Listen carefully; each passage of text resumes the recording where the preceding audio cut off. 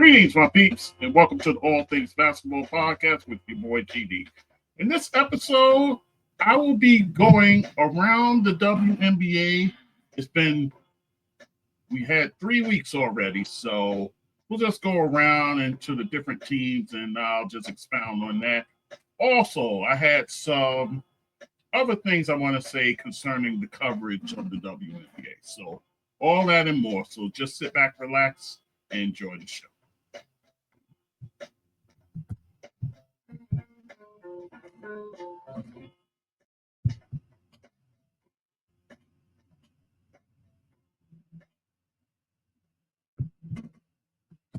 Okay, guys, it's your boy GD back with the All Things Basketball with GD podcast.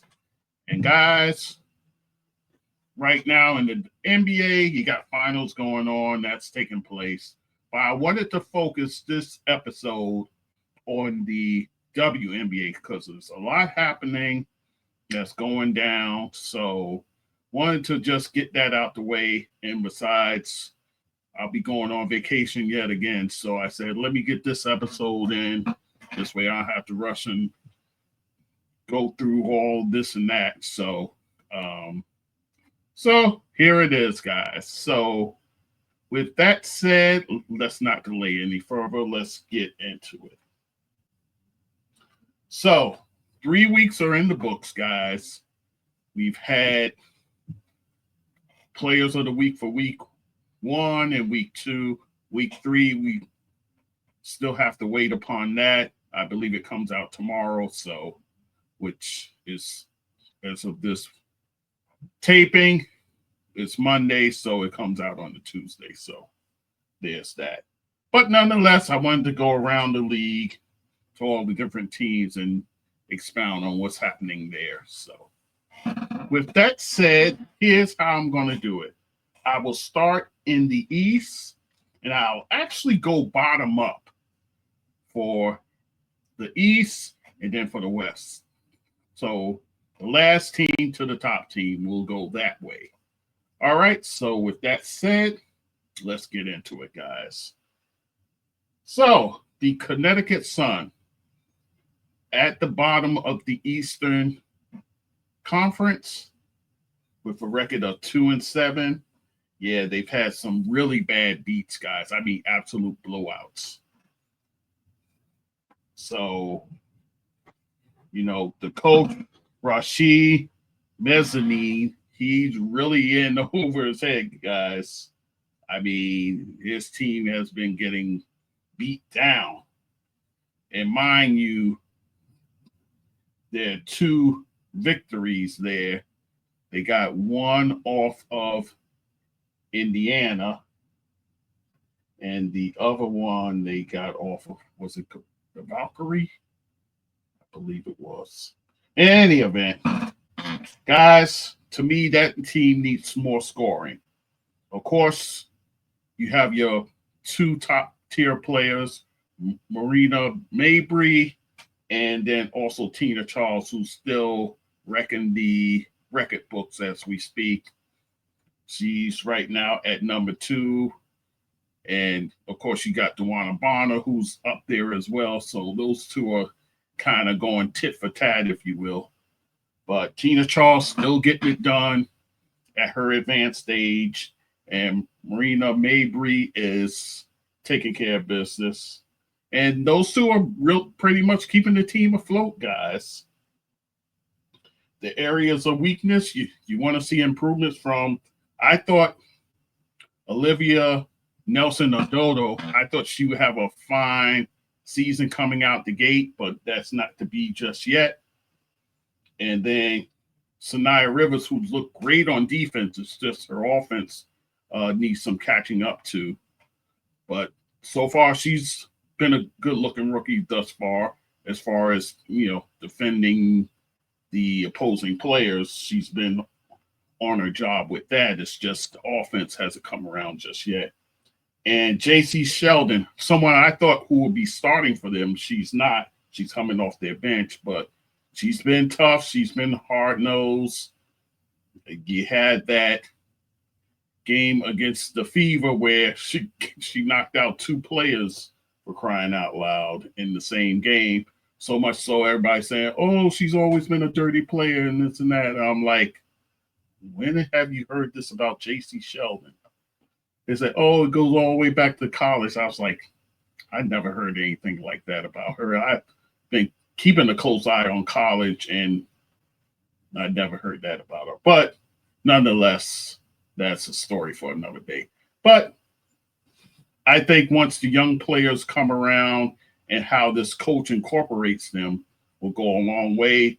Anissa Morrow is barely getting off the bench, guys. Something I'm surprised about. I thought eventually she'd be a starter, but that hasn't happened. So I know coming into the season, she had the injury that kind of set her back a little bit, but maybe as the season progresses, she'll see more playing time. We'll see. But right now, yeah, the Connecticut Sun, a struggling team in the East. So we go to the 5th place team, to my surprise, the Chicago Sky guys at 2-5. And it's been rough.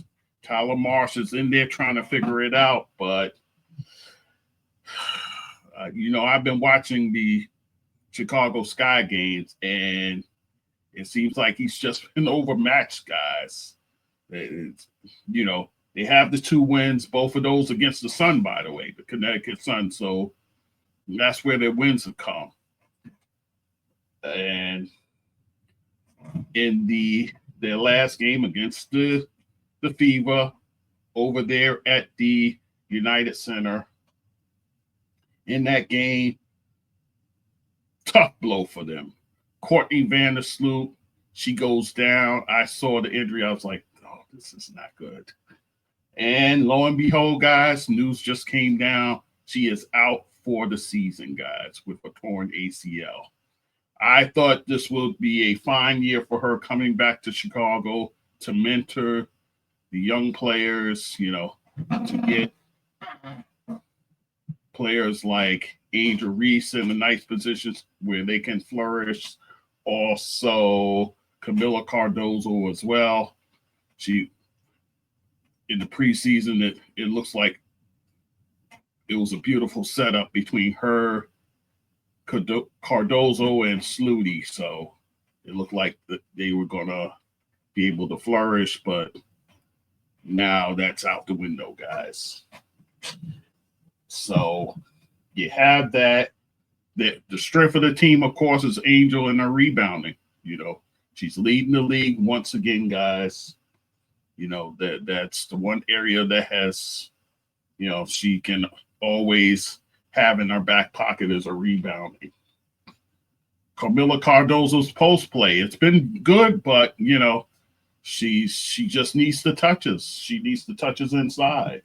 And then Ariel Atkins, she got off to a slow start. It seemed like she's rounding into shape. So you have that in that regard. I think the weakness here is how Marsh has handled Angel Reese. I think, I don't know if Angel will be listening or not, but I think it has come to it where she has to develop a face-up game. She has to, where it's a reliable part of her game. She has to do it, guys, because, the layups inside seem like everybody's keying in on her, and that's making her not be able to finish inside. So I understand she was working with Lisa Leslie for a brief spell while she was in Unrivaled, but she's going to have to come within this season and definitely in the off season. She has to work on that face-up game. She has to do it to shake the haters off of her, because right now she's like a lightning rod for everything that these moist, soft man boys have to say on the socials. I run into them all the time on social media where I have to check them and all these sort of things. But Angel, you're not making it easy for a brother when, um, and I put some of it on her, but I put some of it on the coaching as well. He's trying to use her as point forward and all these things, but her face-up game, I think, is critical to her success in the W. So you see players like Asia Wilson, she's got that in her bag. Nafisha Collier has that in her bag. Stewie, you have to have that face-up games to keep the defense honest. And she has to work on that between now and come the next season. So there's that. Also, too, guys, have a void at the point guard position. I understand you have Haley Van Lith, but that's a rookie we're talking about here. She's still learning her way when it comes to playing point guard. So they're going to have to find one, that's somewhere on the scrap heap. Just recently, the Phoenix Mercury, they had Haley Jones on their team, but they just cut her. So maybe you get a Haley Jones. Maybe you do a wait and see as far as Ari McDonald, who's been playing well for the Fever since they picked her up. So maybe you play that waiting game and see what happens with her. But right now, Haley Jones is out there if you need a guard that can handle the ball. So there's that. And then Rebecca Allen. You need to be starting to Tyler Marsh.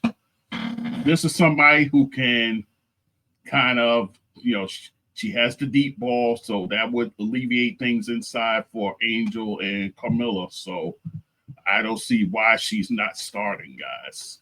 It makes no sense to me. The Kia Nurse experiment, they need to put the kibosh on that and bring her back off the bench. They need scoring because these teams are jumping out getting leads on them because they don't have the scoring, the requisite scoring. So you need somebody like a Rebecca Allen in there. I don't understand what's going on there. But nonetheless, that's the story with Chicago. Let us move on. My pleasant surprise in fourth place, the Washington Mystics, guys, at 4-5. Right now, guys, they're second in the league in rebounding, so they're killing the boards right now. Brittany Sykes, at this current pace right now, I see no reason why she's not an all-star this year. She is playing like an all-star, guys. She leading the league, leading the team in scoring, and she's just been the emotional leader of that squad. And definitely a sounding board for the rookies, a veteran who can help them along. So Brittany Sykes, I need to see her in the All-Star game. That's how well she's playing, guys. So there you have that. And then their strength is, this is the best pair of rookies I've seen in the league in quite a long time, guys. And Sonia Centrone and Kiki Ariafin. These ladies are, they're putting in the work, guys. I've been watching their games, and I tell you what, they play like veterans. They're not scared of the moment. They're right there, and they're playing great right now. So that's been a huge help to this team. And Sidney Johnson, you got to give him credit for going with these young players. A lot of times you get these coaches, the rookies, we want to bring them along slow. No, he's thrown them right into the fire, and they've responded to that. So that's been good for this ball club. Their weakness, now you have a case where you have a Shakira Austin coming off your bench.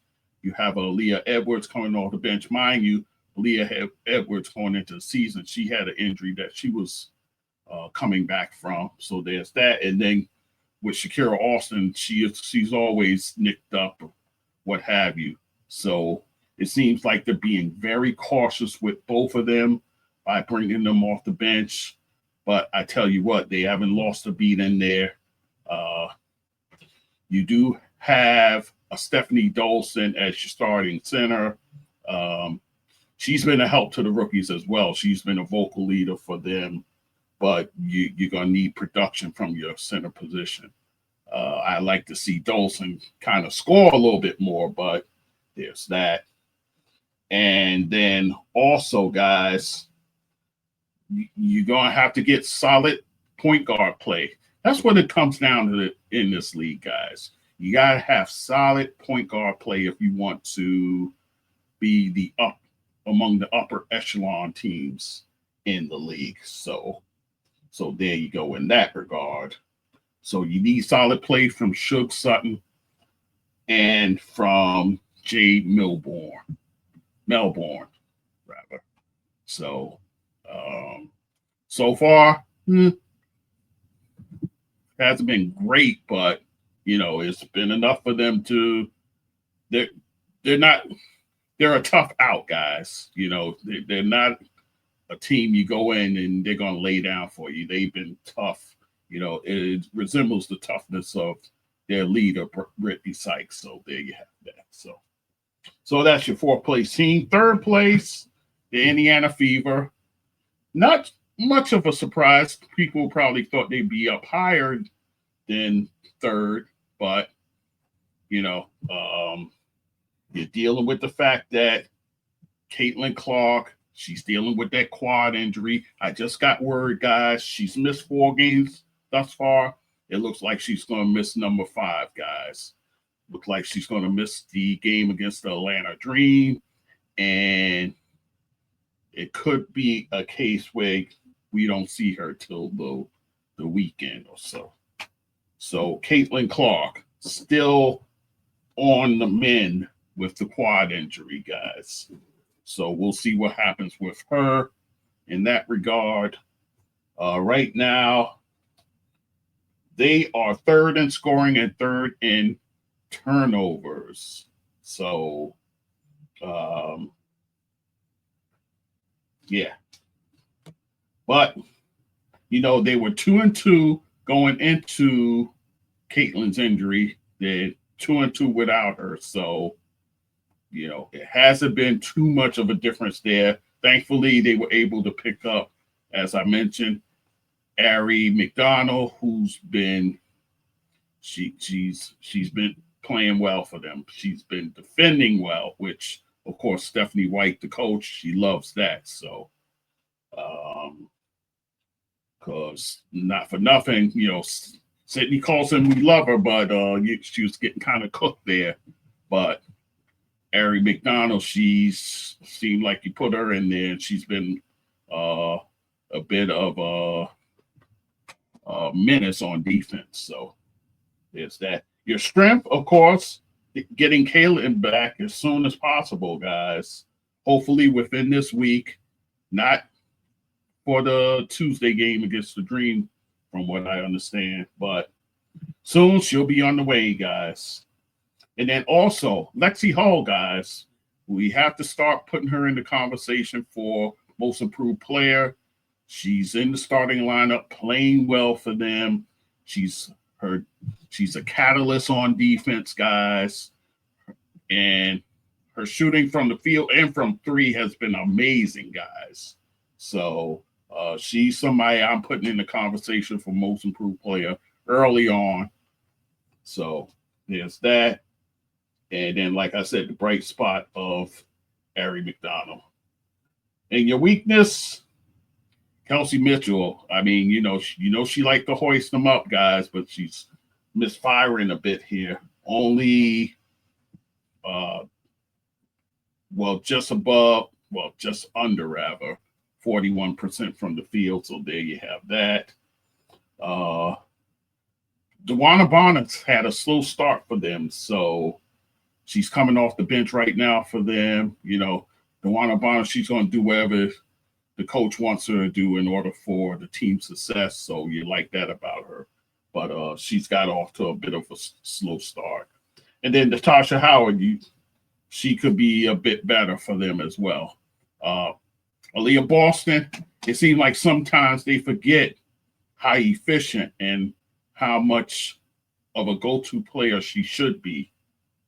So seem like sometimes they forget her in the office for reasons unbeknownst to me. She's a bucket pretty much when you get it to her. So there's that. But I think once Caitlin comes back, I think that's when you'll see Aaliyah Boston shine, because her and Caitlin they have that chemistry, guys. It's something you can't manufacture. They just have it. So the Indiana Fever, right there at third at this moment. In second place, the Atlanta Dream, just speaking of them, they're leading the league in rebounds. They're second in scoring, guys, in turnovers and blocks as well. And they've been good, guys. You can't take anything away from them. Carl Mesko, he's got them playing, guys. And right now, their strength, Alicia Gray, right now, she is playing. You got to mention her in MVP talks. That's how well she's played, guys. She was player of the month for the East, guys. That's how well she's putting it down. She was player of the week in week 2, along with her buddy, Aja Wilson. So you had the South Carolina connection for player of the week in each conference. But she's playing well, guys. She's playing well. And then also, too, Brittany Griner and Brianna Jones, excellent additions for this team. What they bring to this team, a dynamic they haven't had in quite some time now. Both of them are playing well. Weakness, the point guard situation. You just got back Jordan Canada. She had an 0 for game, guys. 0 for 7 from the field. And no points there. So you want to see Jordan Canada play better. I think, with a few games under her belt, I think she'll be okay. I think she'll be fine. But, because right now, outside of Jordan Canada, of course, you got Tahina Pow. I thought she did okay in Jordan Canada's absence, but you need Jordan Canada in there, guys. So we'll see what happens. And then also, too, Ryan Howard. This is a player, ultra talented, guys. And, she's playing fine now, but, the field goal percentage has to be better, guys. Right now, she's not even at 35% from the field. That's not going to get it done, guys. So she needs to, improve that, get that field goal percentage up. But, she's a player who's going to put them up, but definitely got to tighten up in that regard. But I think with Jordan Canada being back, I think that will help her, because she'll be able to get her the ball where she wants it. So there you have that. So that's the Atlanta Dream story. They're second. And then in first place, the New York Liberty guys at 8-0. So they haven't lost yet. They're the highest scoring team, guys. They're the team winning by the largest margin as well, guys, beating their opponent nearly, in fact, 20 points per game. Yeah, that's the margin they have. Also leading the league in blocks and steals, guys. So they're not only doing it on the offensive end, but on defense as well. That's how well they're playing, guys. Right now, the strength, Stewie's playing MVP basketball once again, guys. And, and that's all thanks to having a professional point guard like Natasha Cloud. So that goes a long way in helping her. Natasha Cloud has been as good as advertised for this Liberty squad. She won Player of the Week for week 1. What she did in week 1 was fantastic. And she's been a great fit. Also, too, you're getting bench contributions, guys. Kennedy Burke has stepped in greatly for the absence of a Kayla Thornton, who's doing her thing over there with the Valkyrie. I'll talk about her in a minute. But Kennedy Burke has filled that void there. Also, you got Marie Johannes back, so she's had some, you know her, she's streaky anyway, but when she gets hot, forget about it. And then also Rebecca Gardner. She has been playing well coming off their bench, guys. She's been very, very, very efficient from the field, guys. So I think as they play on, the better Gardner will get, I see. So there's that. Niara Sabali, she's nursing an injury right now. She should be back pretty soon. So the bench is solid. The bench is solid, guys. But so there you go. Weakness, Sabrina and her shooting from the field. You would like that to be better. She's under 40%, guys. You'd like to see that go up. And then you like a little more offense from Leonie Feebish. You'd like to see Feebish get a few more shots up, because once she gets them up, she drains them.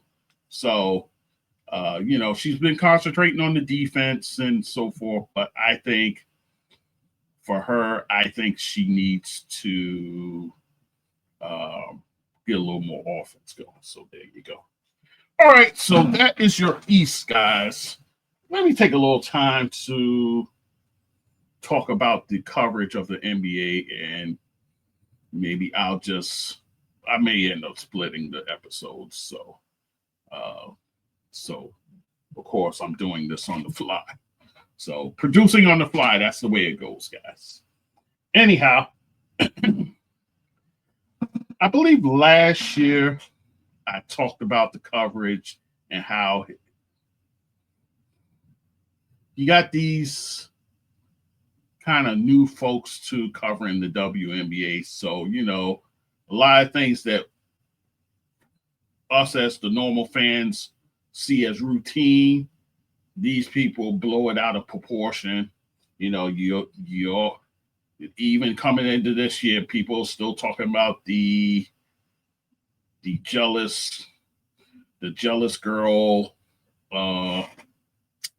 narrative, if you will, about Caitlyn and so forth.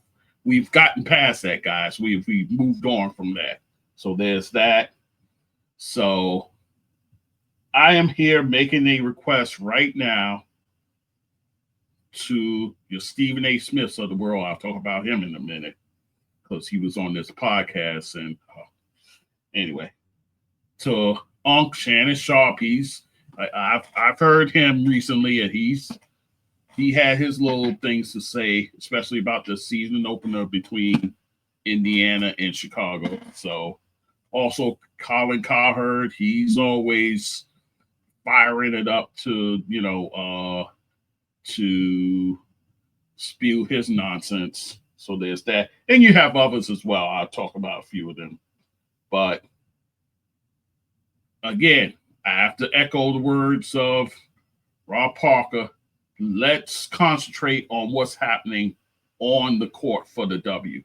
I think if we do that, I think that's a way to grow the sport. Not the negativity, not the, the going crazy over the hard fouls. I just saw a clip of Dejanay Carrington.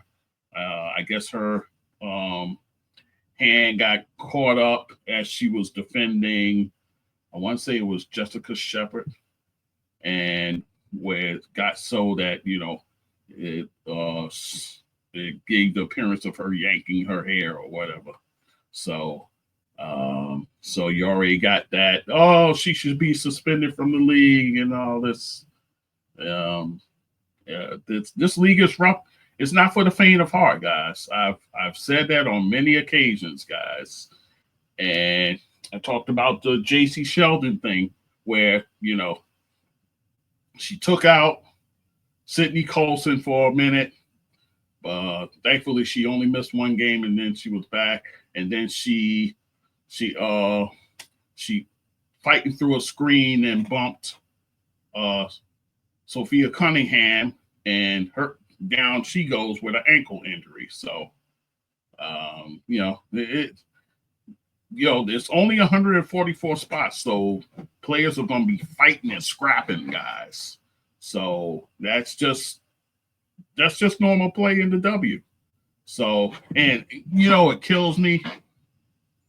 You know, these media folks go crazy over the play in the W, and they go crazy over the play in the NBA, where saying everybody's buddy with each other. They don't play enough defense. They don't get after it. Whereas you got one league that does that, you got a problem with that. Then you have the NBA doing what they're doing, and how they had to change the All-Star games and all those things, and people got a problem with that. So pick a lane to be in, guys. Do you want to see the rough and tumble play where the refs are doing what they can to control the play and call the fouls that's necessary,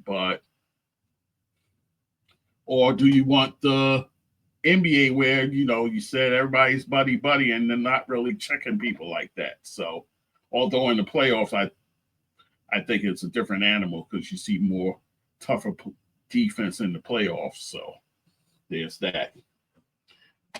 And then you got YouTube. You go on YouTube, you find clips all over the place, all these clickbait videos, and I'll give you an example right now. One from Jason Whitlis, that's what I call him, guys.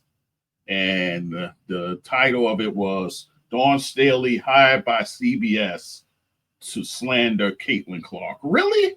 Is that what's happening? Because I actually watched that pregame show. It was this past Saturday, before the Indiana Fever played the Chicago Sky, the game that was in the United Center. And I watched that, and there was no slander whatsoever. In fact, she made a comment about what she was going to watch in the game. She said she was going to watch Caitlin Clark as the assistant coach, which, the thing is, Caitlin Clark has been to every game with her injury, but it's just, she's there rooting her team on. And you got to commend her for that. You got to give her props for that, for being there for her team, kind of being a cheerleader, if you will. And I'm sure this might be good for her, as far as the injury goes, just watching what happens on the court, her teammates and so forth. This might actually benefit her when all is said and done. So, so you got fools like this, like Whitless here, talking about, because she does the studio show with Renee Montgomery and also Sarah Kustoff, who, I always enjoy her. She's a pleasure when she does the games. So they have a studio show with CBS. So this idiot says that Dawn Staley was hired just to slander Caitlin Clark, which she hasn't done. I listened to the whole thing and there was no slander whatsoever. So there's that. But, you have these kind of people who have their motives aren't pure in their coverage of the NBA. That's my issue. You're in there to cause division, to be chaos agents, if you will, for the league. And then Stephen A. Smith. He goes on this podcast, Valuetainment. I'm not going to give the name of it, but it's on that network of podcasts, so you can go find it if you want. So they set him up in the beginning with two phony quotes, AI generated quotes, by the way, from Jamel Hill, where she's supposedly she wrote that, or she said that Angel Reese, when all is said and done, will be the Michael Jordan of the NBA. I looked high and low. There's no mention of it anywhere. In fact, when I did enough digging, this was an AI generated comment. And then from Brittany Griner, it's how she said how the WNBA was, it was better when it was more quiet in the arena and enjoyable. You can be on your laptop during the game and it'd be fine. So it was more enjoyable before Caitlin came and all the craziness of the fans came in. That was an AI generated comment as well. So, and this comes on the heels of the preseason game they played against them, where Caitlin kind of flopped or what have you, and cause Brittany Griner to foul out. She goes to the bench and she says, effing trash, and then effing white girl. And to which I say, not a smart move at all, Brittany. In this day and age, the cameras are everywhere. People have cameras on their phone. So if you got something to say of that nature, which you shouldn't say, let me just say that, but you can't do it with the cameras running. You just can't do it because somebody's going to catch you, and then there you go. So they said, oh, she should have been suspended for saying something like that. And I'm like, was it bad to say? It was. But you gotta be smarter than that. You gotta be smarter than that, Brittany. I gotta charge you for that. But with that being said, so Stephen A replies to both of these comments without doing what he's a journalist, guys. He used to be a journalist. So those journalistic attributes don't go away. So for this guy to say that, and you to take it for gospel and answer it was a failure on your part, Stephen A. You should have said, whoa, I didn't hear anything like that. Let me go look into this before I answer this. Let me not answer this right now. But you went and answered it, thus giving these guys credence to that false, phony quotes that are out there from these two ladies here. So there you go. So I say all that to say again, you have people out there that are chaos agents. They don't want to see the WNBA do well. They just don't. They don't. They're subsidized and this and that, whereas, this year they're drawing a lot of revenue, guys. So what that translates to in terms of dollars and cents, that's above my pay grade. So, it's going in the right direction, which is a good thing. But you got chaos agents in there who don't want to see this league survive. They want to see it go under, guys. That's the bottom line. And again, I bring it all the way back to 2017, 16, 17, right around there, where you had the Philandro Castile killing that took place in Minnesota, and that team went and had the T-shirts speaking out against it. So much so that the people that's security there who were law enforcement was not happy with it. So since also the Atlanta Dream, the year they were in the bubble, 2020, how they were opposed to their owner, Kelly Loeffler, so much so they were campaigning against their owner as far as the Senate seat in Georgia. So ever since those kind of things, guys, the league, I'm not even going to use the term that they throw around like it's nothing, but ever since those kind of things, there's people who don't like this league. Oh, the league is trash. In fact, they said it in this episode that Stephen A was on. He did his best to defend the league. So I'll give him some credence there, but he did a bad job with those quotes there. So again, all I'm saying is cover the league with integrity and with honesty, and not these clickbait stories. And, everybody wants, animus between the players. It's funny. You want it that way in the WNBA, and yet in the NBA, you got an issue with these guys being buddy. It's just a mess. So I'm just saying, cover the league honestly, because that helps the league grow. But you got the chaos agents who don't want the league to grow, so they're going to be there. But I'll be calling them out every single time because you're on that BS, and I don't like it. I don't like it. And when it calls for, I'm going to call you out each and every time. Guys like Jason Whitlis, Colin Cowherd, even there I got to go after Stephen A, although he loves Caitlyn, but he still pushes the stupid jealous girl stuff along with Shannon Sharp. So I'm going to call it out each and every time it comes my way. So there you have that. All right. So let me end this episode here. I'll do the Western Conference of the WNBA. I didn't know I go this long, but once I crack open the mic, that's it. All right. I thank you for listening. All things basketball with gd.com. Oh, I forgot to put the scroll in. I'll put it in next time. So all things basketball with gd.com is the website. There you find episodes, clips, also my donate buttons. I got 3 of those.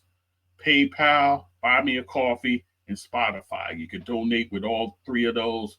My Cash App is $GD $GD That way you support this show, guys. This is listener driven. So support the show as best as you can, guys. Also, podcast platform on all of those. YouTube, I'm there, guys. Also, guys, social media, TikTok, Instagram, some Facebook, some Blue Sky. That's it. All right. Thank you for listening as always. And like I said, I'll give you the Western Conference of the W when I get the moment to do that. Thank you for listening, and we'll talk soon. Take care.